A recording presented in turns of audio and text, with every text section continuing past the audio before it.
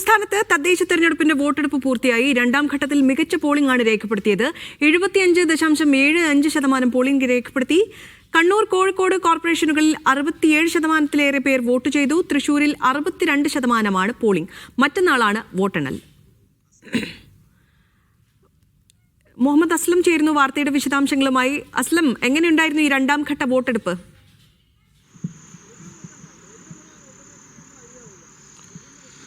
ഒന്നാം ഘട്ട വോട്ടെടുപ്പിനേക്കാൾ പോളിംഗ് ശതമാനം രണ്ടാം ഘട്ട വോട്ടെടുപ്പിൽ വർദ്ധിച്ചിട്ടുണ്ടെന്നുള്ളത് വസ്തുതയാണ്. അതേസമയം കഴിഞ്ഞ തദ്ദേശ തെരഞ്ഞെടുപ്പുമായി താരതമ്യം ചെയ്യുമ്പോൾ 1-2% കുറവ് ഇപ്പോഴും നിലനിൽക്കുന്നുണ്ട്.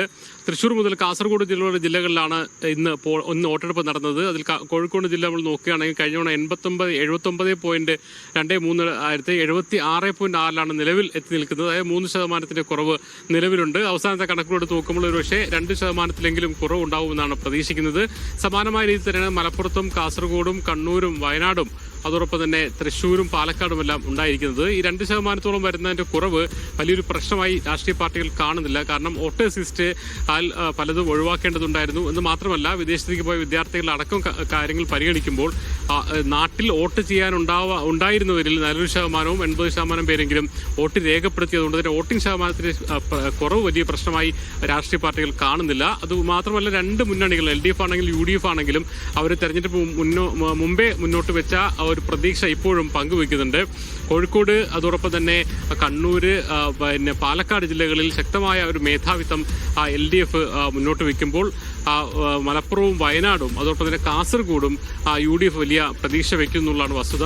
കാസർഗോഡ് ജില്ലാ പഞ്ചായത്ത് തിരിച്ചു പിടിക്കുമെന്നുൾപ്പെടെയുള്ള കാര്യങ്ങളിലേക്ക് അവർ പോകുന്നുണ്ട്. കോഴിക്കോട് ജില്ലയിൽ എടുക്കുകയാണെങ്കിൽ കോഴിക്കോട് കോർപ്പറേഷനിൽ പിന്നെ ഭരണം നേടാൻ കഴിഞ്ഞെങ്കിൽ പോലും വലിയ മുന്നേറ്റം ഉണ്ടാക്കുമെന്ന് UDF പ്രതീക്ഷിക്കുന്നു. അതോടൊപ്പം തന്നെ ഒരുപക്ഷെ ജില്ലാ പഞ്ചായത്തിൽ ഒരു അട്ടിമറി വിജയം ഉണ്ടായാൽ പോലും അത്ഭുതപ്പെടേണ്ടതില്ല എന്ന രീതിയിലേക്കാണ് തെരഞ്ഞെടുപ്പ് പോയതെന്നാണ് പറയുന്നത്.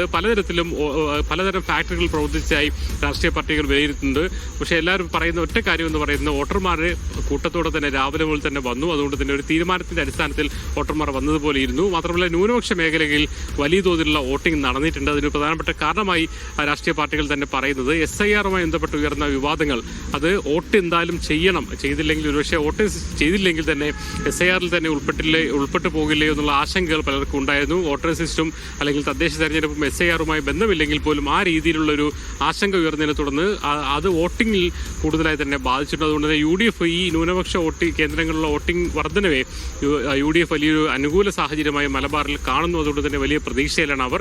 അതേസമയം LDF-നെ സംബന്ധിച്ചോളം അതിലെന്തെങ്കിലും ആശങ്കയ്ക്ക് വകയില്ല. ന്യൂനപക്ഷങ്ങളിൽ നിന്ന് ഞങ്ങൾക്ക് കിട്ടേണ്ട വോട്ടുകൾ കൃത്യമായി തന്നെ വന്നിട്ടുണ്ട്. മാത്രമല്ല, മേധാവിത്വം ഞങ്ങൾക്ക് മുൻകൈയുള്ള സ്ഥലങ്ങളിൽ ഒരു മുൻകൈ നഷ്ടപ്പെടാത്ത രീതിയിലുള്ള ഒരു വോട്ടിംഗ് ഉണ്ടാവുമെന്ന് തന്നെയാണ് കരുതുന്നത്. BJP സംബന്ധിച്ചോളം എല്ലാ സ്ഥലങ്ങളിലും കോഴിക്കോടാണെങ്കിലും കാസർഗോഡാണെങ്കിലും കണ്ണൂരാണെങ്കിലും തന്നെയും കോർപ്പറേഷനുകളിൽ ഉൾപ്പെടെ അവരുടെ സാന്നിധ്യം വർദ്ധിപ്പിക്കാൻ കഴിയുന്ന രീതിയിലുള്ള പ്രവർത്തനങ്ങളിലേക്ക് വോട്ടിംഗ് ആ രീതിയിൽ വന്നിട്ടുണ്ടെന്ന് തന്നെയാണ് അവർ പ്രതീക്ഷിക്കുന്നത്. എന്തായാലും ഒറ്റ ദിവസം മാത്രമേ ഉള്ളൂ രാഷ്ട്രീയ പാർട്ടികളുടെ കണക്കൂട്ടലുകൾക്ക് ഇനി ബാക്കിയുള്ളൂ. പൊതുവെ സമാധാനപരമായിരുന്നു എന്ന് തന്നെ പറയാം. ഒറ്റപ്പെട്ട അക്രമ സംഭവങ്ങൾ മാറ്റി നിർത്തി കഴിഞ്ഞാൽ കോഴിക്കോടും കണ്ണൂരും പ്രധാന ഒരുപക്ഷെ സംഘർഷ സാധ്യത മേഖലകളിൽ പോലും വലിയ സംഘർഷത്തിലേക്കും മറ്റും പോയില്ല. മാത്രമല്ല, രാത്രി ഏറെ മണിക്കൂറോളം നീണ്ടു നിൽക്കുന്ന ക്യൂവും മത്സരങ്ങളിലും ദൃശ്യമായില്ല എന്നുള്ളതും ഈ തെരഞ്ഞെടുപ്പിൽ തന്നെ പ്രത്യേകതയാണ്. എന്തായാലും വോട്ടെടുപ്പ് കഴിഞ്ഞിരിക്കുന്നു. ഇനി നാളെ ഒറ്റ ദിവസം കാത്തിരിപ്പ്, മറ്റന്നാൾ വിധി പ്രഖ്യാപനം ഉണ്ടാവും. ശരി, മുഹമ്മദ് അസ്ലമാണ് വാർത്തയുടെ വിശദാംശങ്ങൾ നൽകിയത്.